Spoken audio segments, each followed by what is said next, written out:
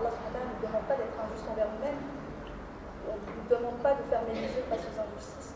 Quel conseil vous donnez à ces personnes? Alors, il y a deux choses. La première, c'est la question du pari. Il y a un peu de pari, mais ce n'est pas que du pari. Parce que, effectivement, on ne connaît pas totalement la personne tant qu'on n'est pas marié et qu'on vit avec elle. Et j'ai bien commencé par marié et on vit avec elle. Parce que certains disent, dans ce cas-là, il faut que je vive avec et on verra. Non. Parce que vous allez vivre ensemble, ça va très bien se passer pendant 5 ans. Vous allez vous marier, ça se passera très mal. Ça, c'est des phénomènes qu'on observe. Donc le fait de vivre avec une personne et de se marier après ne donne pas plus de garantie que quelqu'un qui se marie dès le début, en fait. Vous voyez, ça, c'est une fausse croyance. Mais même s'il y a une idée de pari qu'on transforme religieusement par du tawakkul, parce que c'est du tawakkul, on se repose sur Allah, c'est quand on se repose sur Allah, il y a quand même une responsabilité qui est la nôtre, qui est de savoir avec qui on se marie par rapport à ce qu'on peut savoir. On ne peut pas tout savoir, mais il y a plein de choses qu'on peut savoir. Et ces choses qu'on peut savoir, on se doit d'aller chercher à les savoir. Donc rien ne vous empêche, je ne sais pas moi, imaginons que je sois célibataire, je veux me marier avec une fille, on voit qu'on veut discuter, je vais voir sa famille, votre fille m'intéresse, votre garçon m'intéresse, les familles, rien ne nous empêche, même si je sais que c'est difficile ce que je vais dire à mettre en place, parce qu'on a plein de protocoles culturels qui ne sont pas religieux ou qui empêchent de mettre ça en place. Mais l'idée, c'est d'essayer de mettre ça en place, rien ne nous empêche, en tout cas religieusement, et même techniquement, que les familles se connaissent, que j'aille chez elles, que la famille m'invite chez eux très souvent, qu'on ne se marie pas, hein. On n'est pas mariés. On apprend à se connaître, ils voient qui je suis. Que le tuteur qui est son père ou son frère ou je ne sais pas qui me voit en dehors et me voit régulièrement, qu'il aille se renseigner sur moi, qu'il passe des moments avec moi, que lui vienne voyager avec moi. Pourquoi pas? Et rien ne nous empêche que ma famille invite cette fille et sa famille. Et que les familles sachent ce qui se passe, qu'on apprend à se connaître, que c'est sécurisé, qu'on ne fait rien de mal, mais qu'on apprend à se connaître pour voir si est-ce qu'on concorde, est-ce que c'est ok pour nous, comme ça on se marie si c'est le cas.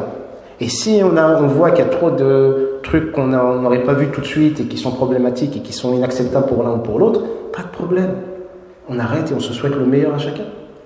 Et je n'aurais pas déshonoré leur fille ou leur famille, ils n'auraient pas déshonoré la mienne et je n'aurais pas été mauvais ou je n'aurais pas mal agi. Au contraire, c'est très respectueux. Maintenant, c'est quelque chose qui ne se fait pas, ça. Mais c'est problématique. Vous voyez le rôle du tuteur, par exemple. C'est un rôle qui est complètement mis de côté. Donc d'un côté, vous avez des tuteurs qui ne remplissent pas leur rôle, et de l'autre côté, vous avez des sœurs qui ne veulent pas que le tuteur remplisse leur rôle. Et ça, c'est une réalité. Donc le tuteur, son rôle, c'est quoi? C'est à lui de chercher à connaître la personne, d'enquêter sur lui, de savoir qui il est, de faire des choses avec lui, pour que derrière, il aille conseiller la fille. C'est la fille qui choisit. Mais il va la conseiller. Voilà ce que moi, j'ai en tant qu'homme, j'ai vu telle et telle chose que toi, tu n'as peut-être pas vu ou que tu ne peux pas avoir. Voilà le conseil que je te donne, voilà ce que j'ai vu, tu en fais ce que tu veux. Elle veut se marier, quand elle facilite, elle ne veut pas se marier, elle sait pourquoi elle ne veut pas se marier. Mais le tuteur, il doit remplir ce rôle. Le problème qu'on a aujourd'hui, c'est que vous avez des tuteurs qui démissionnent complètement, ils s'en fichent complètement, royalement. Et puis, vous en avez certains qui essayent de le faire, mais qui le font un peu maladroitement, parce qu'en même temps, on ne leur explique pas comment bien le faire. Et puis, vous avez, troisième possibilité, des sœurs qui font tout pour pas que le tuteur soit au courant.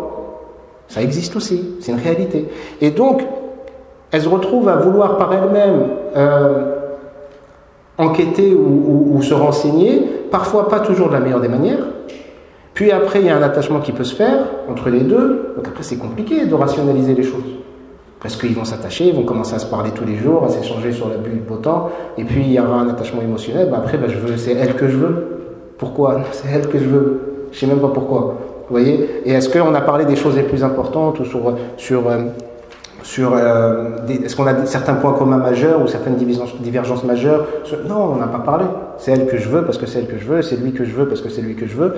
Et puis les parents ne sont pas d'accord parce qu'ils sont inquiets, et puis on va contre l'avis des parents. Alors il y a des parents qui font n'importe quoi et qui sont injustes, mais vous avez des parents qui ne sont pas injustes, mais qu'on n'écoute pas aussi. Ça aussi une réalité qu'il faut aussi partager. Donc ça, c'est la première partie déjà par rapport aux parents. Maintenant, quand on a affaire à quelqu'un qui est dans la toute-puissance, alors ça dépend, encore une fois, qui est cette personne et quelle est la relation qu'on a avec lui. C'est le couple. Donc les personnes sont mariées, puis ce qu'elle a vu de lui convenait et ce qu'il a vu d'elle convenait, puis elle se rend compte qu'en fait c'est un petit tyran. Ok. Ceux qui ne sont pas mariés, l'idée c'est d'essayer de voir ça par des échanges, par des propositions de situation, de voir comment la personne réagit, se renseigner. Vous savez le truc de je vais manger chez lui ou chez elle et on mange en famille. On voit les personnes un peu comme... Le premier jour, tout est parfait. Le premier jour, tout le monde... C'est une organisation parfaite, on dirait qu'ils font des repas tous les jours en invitant des gens. Le garçon, il est bienveillant, il se lève, il va ramasser les trucs, il ramène, oui maman, je t'embrasse la tête, etc. Tout est parfait. Mais quand vous venez 2 fois, 3 fois, 4 fois, qu'est-ce qui se passe? Déjà, ce qui était un effort au début, il n'est plus fait au bout d'un moment. Et là, vous allez commencer à voir comment il parle à sa sœur. Et vous allez commencer à voir comment il répond à sa mère qui vient lui dire juste va chercher du pain s'il te plaît, ou le dé. Oh, allez, tu me saoules maman. J'ai jamais vu ça, tu ne te saoulais pas l'autre jour. Tu lui embrassais la tête, les pieds, tu disais ta mère c'est tout pour toi, tu veux une femme comme ta mère, etc. Et là je vois comment tu lui parles, c'est pas top. Ou comment il parle à son père, ou comment le père il parle avec son fils. Parce qu'au début le père peut-être qu'il a fait un effort. Peut-être qu'il a fait un petit effort, parce qu'on lui a dit écoute arrête, l'alcool tu mets de côté, les gros mots tu les mets de côté, là on reçoit du monde, s'il te plaît fais un effort. Il va accepter 1 fois, 2 fois, 3e fois il fait plus d'efforts.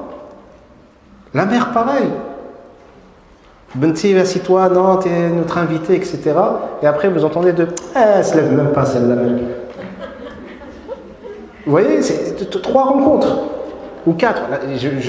Après, c'est à voir selon les... Mais rien ne nous empêche d'apprendre à nous connaître. Pourquoi avant, c'était un peu plus simple? Parce qu'ils se connaissaient, les gens.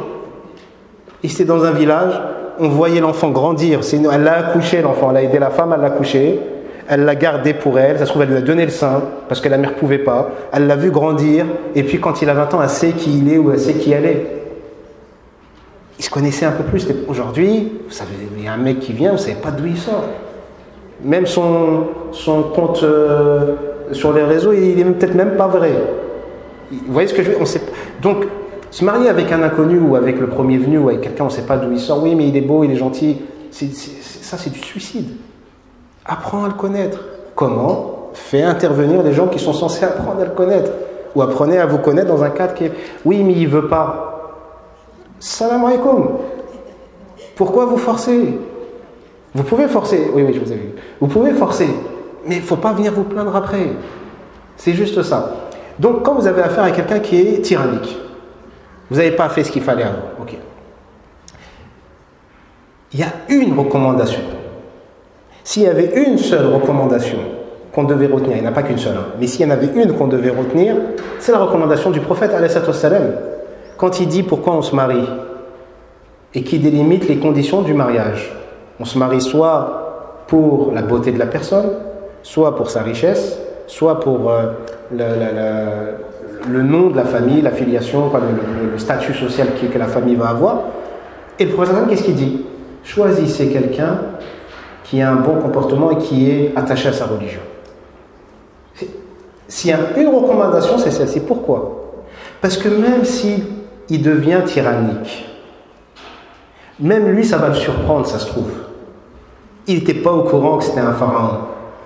Parce qu'il n'était pas dans une condition de faire sortir ça. Il n'était même pas conscient qu'il avait ce côté-là. Et imaginons qu'il le soit. Vous le découvrez, vous dites, je me suis fait arnaquer. Non, même lui, il n'est pas au courant. Donc il n'a pas menti, il n'est pas au courant. Mais si vous avez choisi quelqu'un qui a un bon comportement et qui est attaché un maximum à la religion, qu'est-ce qui va se passer? Quand vous allez lui dire, écoute, on est marié femme, on s'est marié devant Allah subhanahu wa ta'ala, un des objectifs du mariage c'est de nous parfaire, et pour nous parfaire, toi tu dois m'aider à voir des choses que moi je n'ai pas pu voir en moi je vais t'aider à voir des choses que je n'ai pas pu voir en toi, et il y a quelque chose que j'ai vu en toi que tu n'as peut-être pas vu, qui peut être inquiétante, que tu aurais peut-être envie de changer. Quoi? Oui, dis-moi. S'il est dans cette dynamique-là, il va vous dire, dis-moi. Et quand vous allez lui dire, voilà, tu as des petits côtés de temps en temps, dans certains points, où c'est un peu limite tyrannique. Quoi, tyran? Moi, jamais. Si, je vais te donner des exemples, et vous lui donnez des exemples, et vous lui faites prendre conscience. S'il est honnête dans sa spiritualité, il va vous embrasser le front et vous remercier. Et puis, il va travailler sur lui. Ça peut prendre du temps, mais il va travailler sur lui, et ça, c'est un des objectifs du mariage. Vous n'allez pas vous marier avec quelqu'un de parfait. Vous n'allez pas vous marier avec quelqu'un qui n'a pas de défaut. Vous allez tous, autant que vous êtes, vous marier avec quelqu'un qui va vous rendre dingue par moment. Et qui va faire des choses que vous n'allez même pas comprendre que comment on peut faire ça. mais c'est pas grave. Pourquoi? Parce que l'objectif, c'est de se les dire, de se le montrer, d'en prendre conscience et de travailler dessus pour évoluer. Ça, c'est un des objectifs. Mais vous voyez que le point de départ, c'est quoi? C'est la recommandation prophétique. Et c'est une autre recommandation d'une femme pieuse qui disait à sa fille, choisis un homme qui a un bon comportement, parce que s'il t'aime, il va t'honorer. Et s'il ne t'aime pas, il te respectera. En tout cas, il fera l'effort de te respecter. Et s'il ne te respecte pas et que tu lui montres, il va te demander pardon. Vous voyez, ça c'est les caractéristiques de gens qui ont des bons comportements. Et il y en a, alhamdulillah.